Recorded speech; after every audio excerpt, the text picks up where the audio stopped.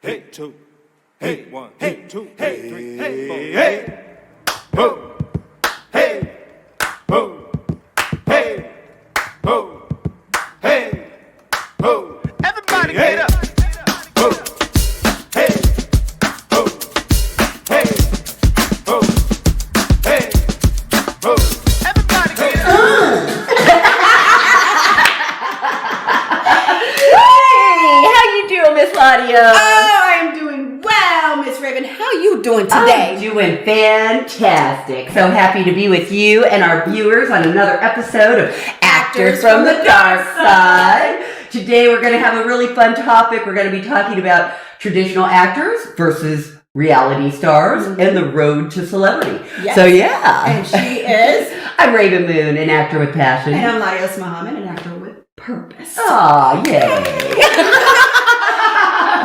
Yeah, well, thank you for diving into this topic with me. LaDios knows I am a huge reality TV binger, guilty pleasure. I don't know what you want to call me. Anyways. And that's a great segue because I just had a last minute thought. I'm thinking, okay, would YouTube be considered a reality TV now? When you see, That's a good point, you know. I mean, a YouTube we are YouTubers and we are like content creators, and so this is a reality. a little bit. I'm a junkie when it comes to YouTube. I'll be like, ooh, let me see this, let me see that. It's so funny how everybody has their things to dive into, right? Like I love bad relationships, probably because I've had a bunch.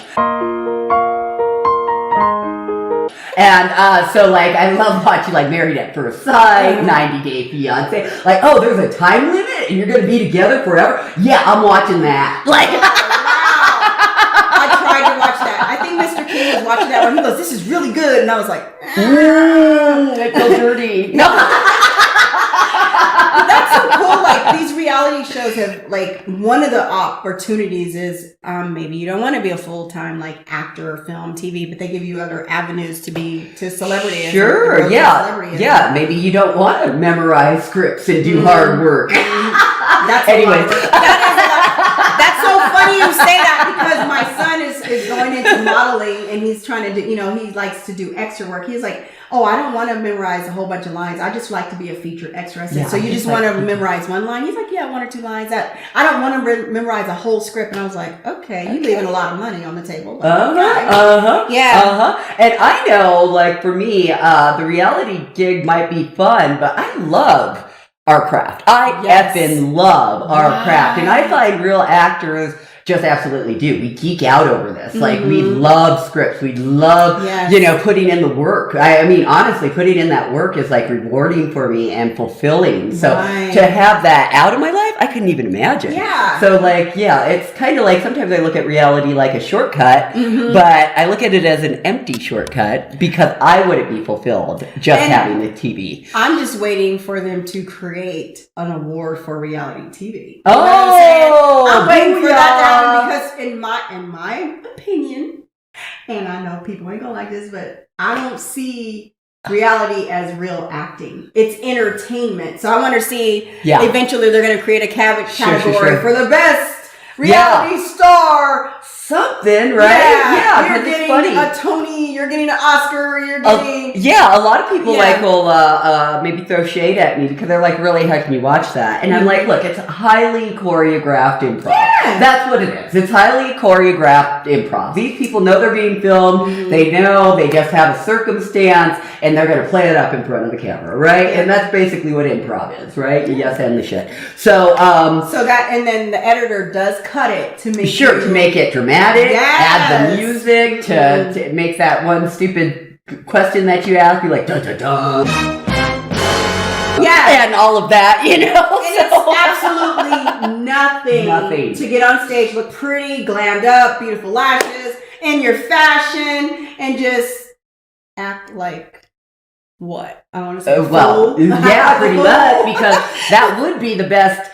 Reality star, right, would be the person that was the most outlandish, the most crazy, probably the most annoying, dramatic, right? Stuff. Yes. Yeah. And honestly, the people like me that watch that shit, we're sitting there just like, Yeah, and we get all into it. And I'll still eat the popcorn, but I'm like, I don't even like this person.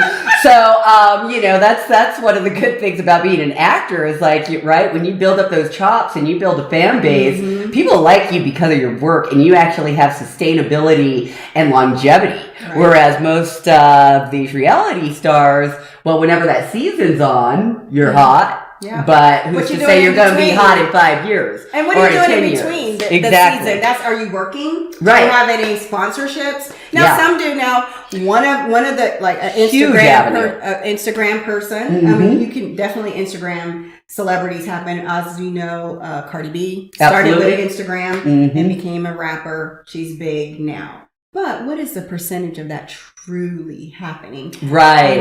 That's a 1 out of 7 billion story, right? Because that is the truth of it, right? Yeah. One lucky gets plucked out of obscurity and gets to be made a star, so that everybody else can think, "Ooh, I can do it too." But the true reality is, like, no, that's just one lucky person, and it's like winning the lottery. And there are people that win the lottery, but it's not everybody. And so that's part of it. Now, I have an admission. Go ahead. I actually tell me your guilty pleasure. I actually applied to be on a reality TV show. It was like it's a dating show. It's First Dates Hotel. Book me, Ellen DeGeneres. I'd love to go on a date at a luxury resort. Anyways, but yeah. So everybody, send out good juju. Oh. I'm single and ready to mingle. Boom. Good juju for you. I want you to mingle. Mingle. Yes, yeah. Was that recently? Yes. It was. She's like, yes. Okay. It was. Wow, you're brave. I mean, I don't know. Have I ever applied for a reality? Mine was more like dramatic, telling a story on a reality show, coming on and telling your story about something that happened. Sure. Of course, but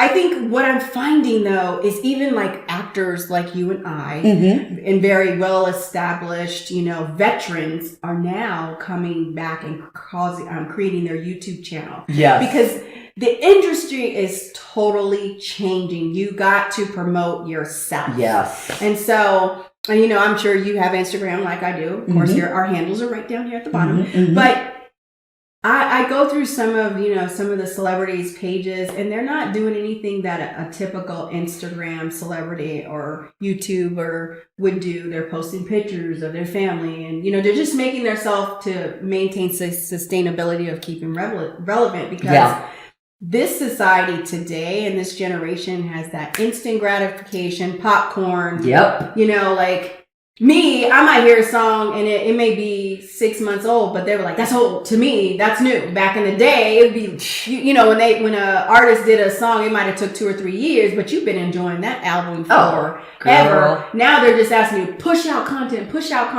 Hence, the difference with our show, we ain't just popping out content just to be popping. We do content consistently that you're getting something. Thoughtful. Yeah. Yeah, provoking. Yeah. So, I mean, but if celebrityism is your way, I mean, you got YouTube, Instagram, what else? There's being a porn star. Just kidding. What is that new one? Which one? Fans only or OnlyFans. That's it. That's a new one. Yeah, where people are making income. Yeah. Oh my gosh. Yeah. So there was, and this is a rabbit hole I didn't want to go down because these shows have been on for years. Right. It's the 600-pound life, like the 600-pound and the 1,000-pound people, and I don't like to watch these shows, but. At the end of the day, I do love people. I care about people. And sometimes I do that story of trauma is going to whip me in. And I'm going to be like, oh my God, I get turned away. But one of the stories was riveting. And this woman was really kind of beautiful in the face. But God, she was over 700 pounds. And what was so disheartening was that she had a YouTube channel or an OnlyFans where people were sending her money so that they could watch her eat. And to me that's almost like sadist, like almost masochist, that kind of thing. So we do have these very kind of icky avenues, right? That, you know, you can get attention and you can be seen and maybe even make an income. Are you going to be proud of yourself after? You know, like I heard about somebody that got naked and sat on different things, sat on cakes and and that's how they were making their money on the OnlyFans. Yeah, they get naked and sit on stuff. Yeah. And it's like, so, you know, I don't know. One of the things I think about that is very strange. Some people are very, very strange. We're living in a strange sit on a cake.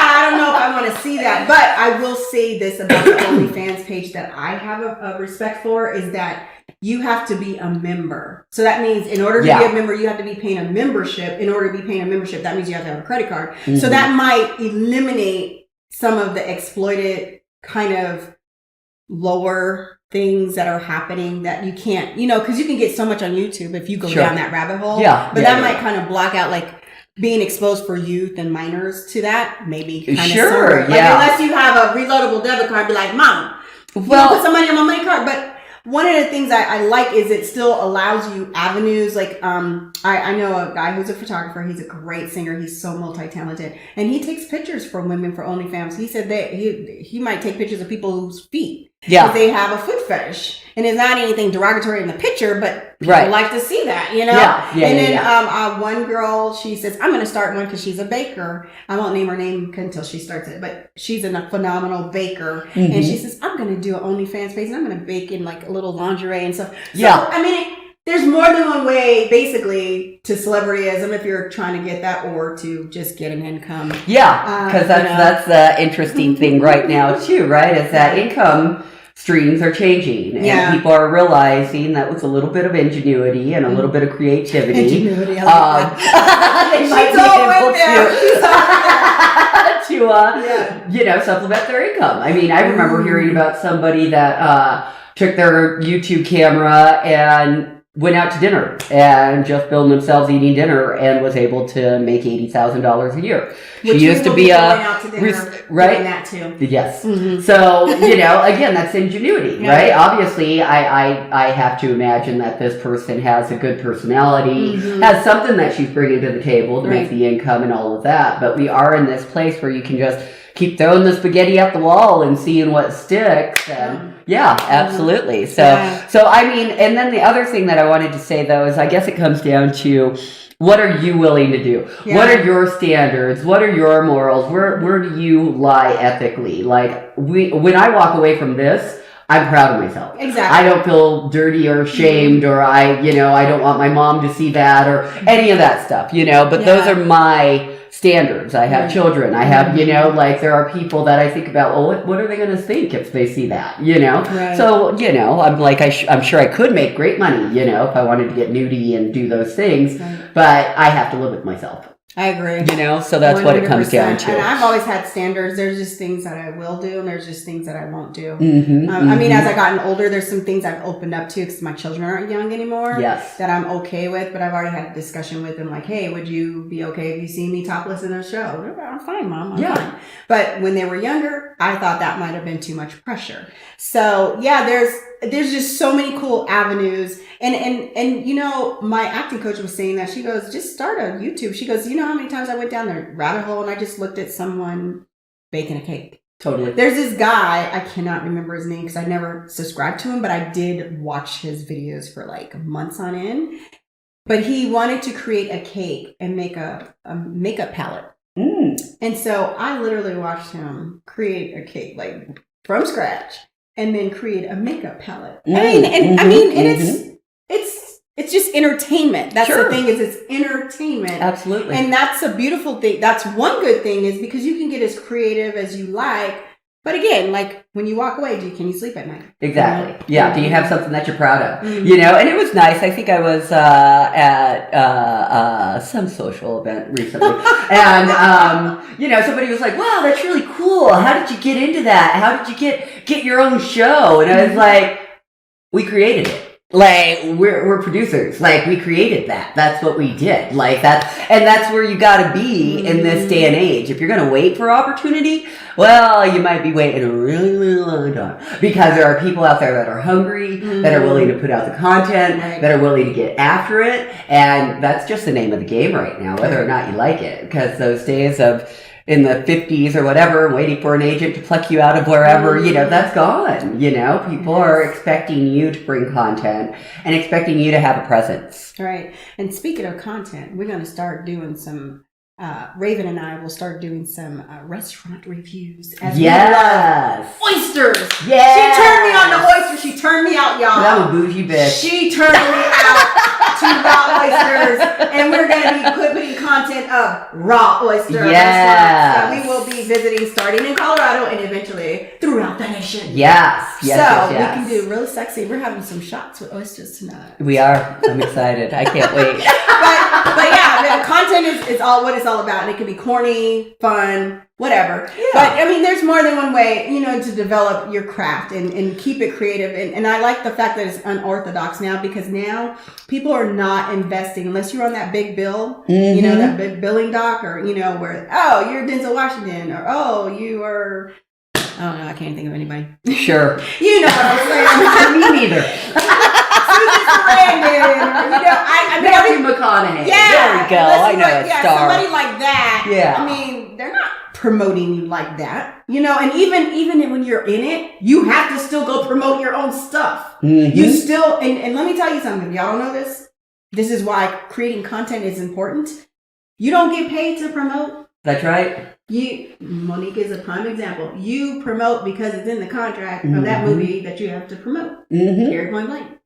So creating content and using these avenues, again, is a very beneficial thing to get your name out there, to make some money. But as an actor like us, yes, we're doing it because we want to be solid actors. Yes. But we want to give you good quality content and fun stuff as well. Absolutely. Yeah. I can't concur with that more because honestly, at the end of the day, what we get to do together is we get to hone our craft. And that's probably more invaluable than anything because it's like we're just doing the work and getting, like I said, we're doing some amazing stuff here. So I'm pretty proud of us. Yeah. I'm pretty proud of us right now. We are proud of us. And and I give kudos to all of those people that are out there chasing the dream. And if you're living your best life, good for you. As long as you're not hurting anyone or hurting yourself in the process, do it, have a great time. Like you only live once. And let's give them a list of all the ways they can create content. So we got Instagram, YouTube, Facebook, Fans only page. There you go, fans only. Yeah, only fans. TikTok. Snapchat. Yep. What's the new one where you have to pay? Oh, I can't even think of it. Not the OnlyFans. Not the OnlyFans, but there's another one like OnlyFans, but it's cleaner. Yes, I know what you're talking about, and I can't think of the name. You have to pay for a membership. Like, come to my page. I know what you're talking about because I looked at it too, and I was like, I didn't want to pay. Then my cheekbone hit me. But then we got Tubi. So like if you want to create your own movie, you can go through Tubi. If you're creating your own content and like your first short film, you can promote it and shop it through Netflix. Definitely. Hulu. You don't have to wait for it to go See, the thing is it's not always mainstream that you're going to be like get noticed. It may be independent film or independent short films, but people do get noticed through the different avenues of social media. Absolutely. Netflix is huge. They also got Apple TV. Yes, Roku. Yeah, that's another one. Yeah, Roku people are self-producing on. Yeah, exactly. I mean, so there's so many ways to celebrityism. Did I say that right? Yes. If that's what you want. But the whole bottom line is to create good quality content or fun content or whatever that people are going to draw in. And so if you don't want to be a film star or theaters or TV or stage star, but you want to make money, you got avenues, you got options. There are. And it can be something that's really true to you and something really unique and individualized. Right. And I think that's really special because in this country, we tend to look away at individuality, which is a really sad thing. Everybody wants to be so trendy and do what everybody else is doing, but do you, boo. Yeah. Just be yourself. I mean, it's perfectly wonderful. So, that's, those are our tips and tricks for just looking at different ways that celebrity impacts the industry. And we're in such an interesting time now. So there's so many options. There are. And I'm okay with you sitting on that cake. And me too. That cake. Me too. As long as you don't make me watch it. You can do whatever you want. Like I say, as long as I don't have to. And we also want to put good energy out there for Rav'n that she gets on that reality show for Ellen DeGeneres. For States Hotel, people. For States Hotel. I'm with that. I got my passport. I'm ready. Luxury hotel somewhere with a man. Anyways. That was so stupid. That was cute. Totally cute. Any last closing words? I say just keep your grind up. Keep doing what you're doing. Keep tuning in to me and LaDios. We love your support. We do. So thank you. And comment. Comment below. Tell us what you like. Tell us what you don't like. Tell us if you hate us. Tell us if you love us. But in the meantime, in between time, thank you so much, Dark Side family, for sliding through. Remember to get up and get out and do something for yourself. I'm LaDios Muhammad, an actor with purpose. And I'm Rav'n, an actor with passion. And we are actors from the dark side.